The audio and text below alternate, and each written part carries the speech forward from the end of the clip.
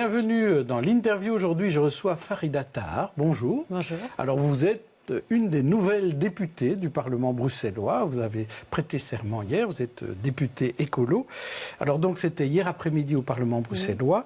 Par quel sentiment passe-t-on à ces moments-là Est-ce que vous n'avez pas trouvé ça un peu long Il a fallu attendre longtemps avant de vous voir prêter serment, non ?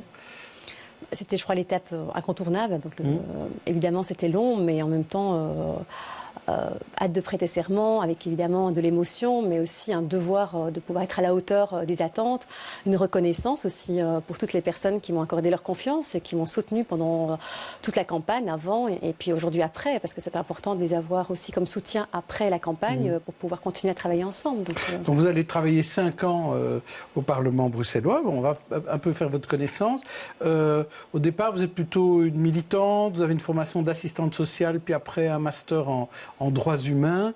Ce type d'action de militance ou dans le social, c'est compatible avec le boulot de député que vous démarrez depuis hier ? Pour moi, c'est entièrement compatible d'avoir un ancrage sur le terrain des droits de l'homme, des droits humains, je préfère cette expression, une expertise du terrain qu'on acquiert au fur et à mesure des années. Et donc, oui, je pense que c'est important. Et c'est ce qui explique aussi pourquoi j'ai pris le temps d'abord de me lancer en politique, en ayant d'abord une expertise de terrain, en étant d'abord assistante sociale, puis en faisant mon master en sciences sociales et puis en droits de l'homme. Et du coup, oui, ça me donne une certaine légitimité. Voilà, donc moi, c'est vraiment compatible. C'est un parcours tout à fait logique. Tout à fait logique. C'est dans la continuité d'un engagement associatif que s'inscrit l'engagement politique. Alors, hier, vous étiez dans une tenue intégralement verte, hein, donc pour bien voir que vous étiez écolo. Est-ce que c'est parce qu'en 2012, vous étiez sur une liste socialiste au communal à Molenbeek que vous vouliez qu'on ne fasse pas de confusion entre la Farida Tahar socialiste de 2012 et la Farida Tahar écolo de 2019 ? Alors, la Farida Tahar est restée la même, avec ses valeurs, avec ses priorités, ses objectifs. Donc, elle a mis hier... C'est le PS qui a changé, alors une veste verte, elle en a mis une jaune aujourd'hui, demain peut-être une rouge. J'ai pas de souci à marier les couleurs. Les gens qui me connaissent savent que ce sont juste des accessoires. Mais pourquoi changer de parti alors ? Pourquoi vous êtes passé du PS à écolo ? D'abord, ce n'est pas un passage directement, ce n'est pas une sorte de transfuge.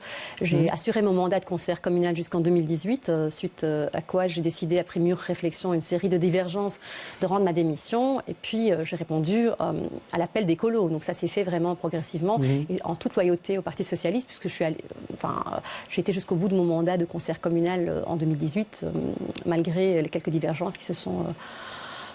qui ont lieu en cours de mandat. Mais c'était quoi ces divergences ? Parce que quand vous étiez socialiste à Molenbeek, vous étiez dans l'opposition et écolo était dans la majorité. Donc c'est quand même un peu particulier. Quelles étaient les divergences ? Je trouve qu'il n'y a rien de particulier. J'étais dans l'opposition et je trouve que c'est une très bonne école pour la débutante que j'étais en 2012. Donc j'ai beaucoup appris depuis l'opposition. On a fait un travail constructif, même avec une majorité MR, écolo, CDH.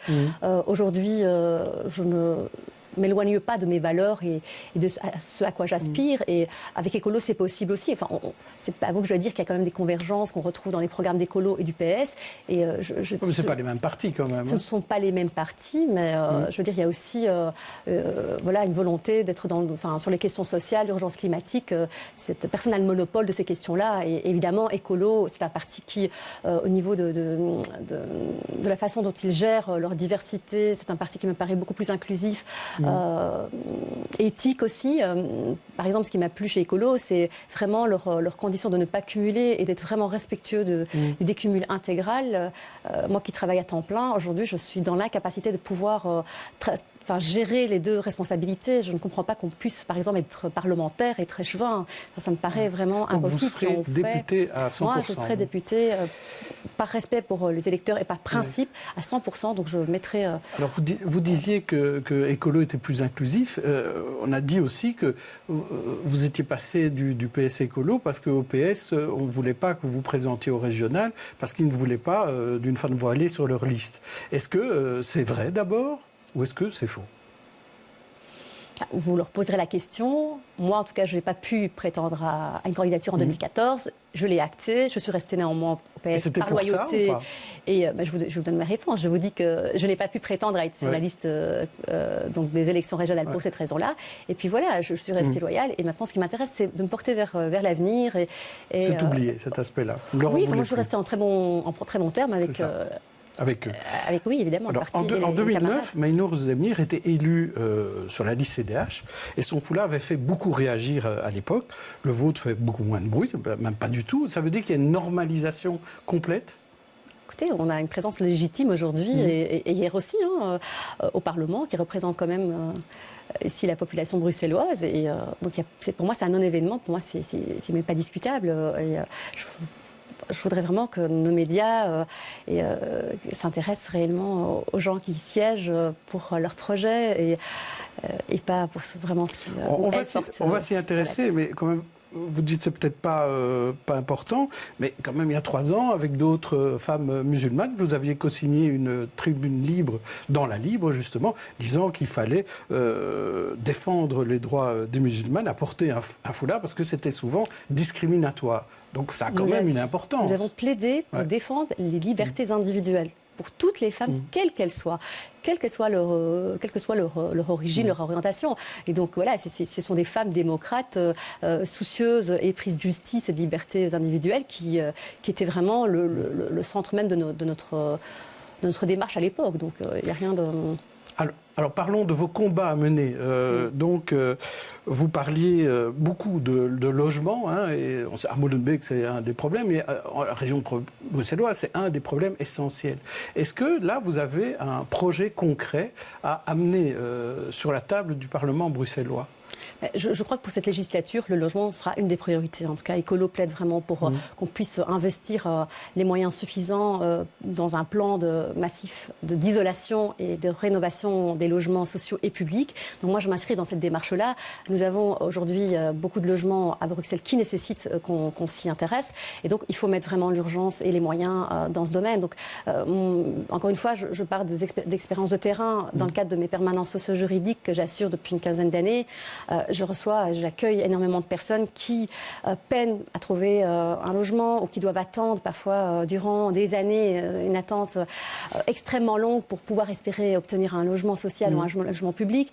Et quand bien même le logement existe, souvent, soit il lui manque encore un peu de rafraîchissement et de rénovation, ou alors il faut complètement isoler le logement pour réduire la facture énergétique. Donc il y a beaucoup d'ambition et beaucoup de... Mais qui doit payer pour l'isolation ? Parce que le problème de l'isolation, c'est finalement, oui, il y a des rénovations à faire, on le sait, tout le monde le sait, mais qui doit financer cela ? Parce qu'il y a le logement public, mais il y a aussi le logement privé. Mais commençons déjà par le public. Par le public. Voilà, pour moi, c'est important de donner l'exemple. C'est la première étape. Pour moi, c'est la première étape. Si déjà on réussit, moi je veux vraiment me fixer sur des objectifs qu'on puisse évaluer. Si on réussit déjà à donner l'exemple au niveau public, on va certainement aussi inciter le privé à suivre. Moi, je suis quelqu'un de pragmatique, avançons par étapes. Mais je crois que c'est un projet concret qu'on peut vraiment réaliser. Et à mon avis, quelles que soient les majorités demain, c'est une urgence qui va être accueillie par plusieurs partis. En tout cas, je me permets déjà de me prononcer que je pense que des partis seront d'accord pour investir, je le souhaite, en tout cas je l'espère, dans le plan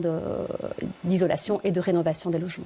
Alors, il y a un autre de vos combats, c'est le combat contre les discriminations, contre le racisme.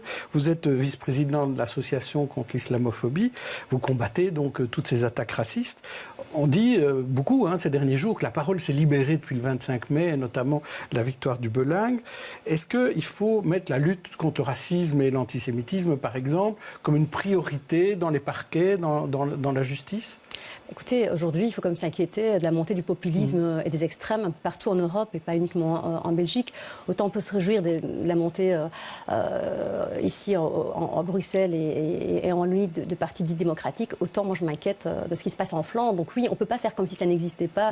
On ne peut pas non plus être dans une logique de banalisation, de normalisation comme on l'observe aujourd'hui. Donc oui, il faut prendre à bras le corps le racisme dans toutes ses déclinaisons, en fait, sans faire des concurrences entre les formes de racisme. Mais oui, je continuerai à me battre aussi aussi à ce niveau-là. Je crois que ça va de pair si on veut être soucieux de garder une démocratie où chacun a sa place, où vraiment le vrai vivre ensemble et le vrai faire ensemble existe réellement et que ce ne soit pas juste un vœu pieux. Alors oui, il faut également y mettre les moyens et c'est une question de volonté politique.